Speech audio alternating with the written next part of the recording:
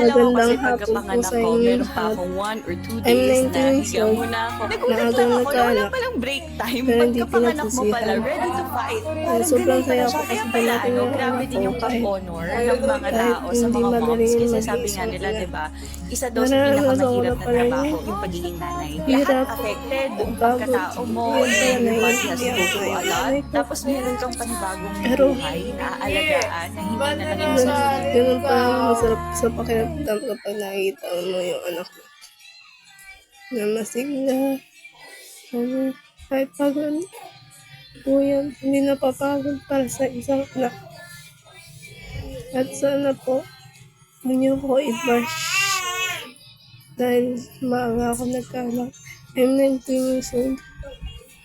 Ulitin ko, I'm 19 years old. Maagang nagkaanak pero di pinagsisihan. At, yun nga po, ang aking, ano, umiiyak po dyan yung anak ko po.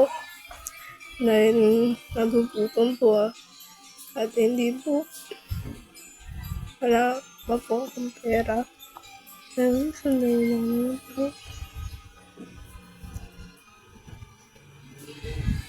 Ayun po.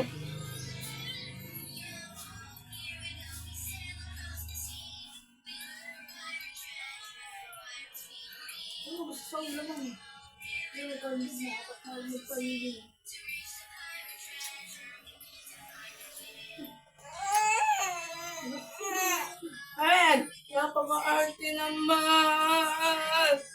Napaka-arting bata!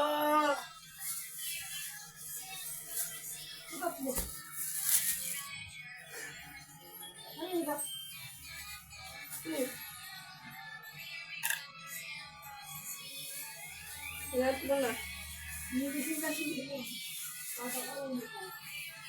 Akala ko lumabas. Sige.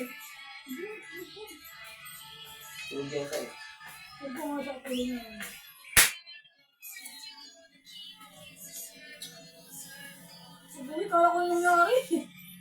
Tapos ako umiyak. Baka na ano sa tricycle na.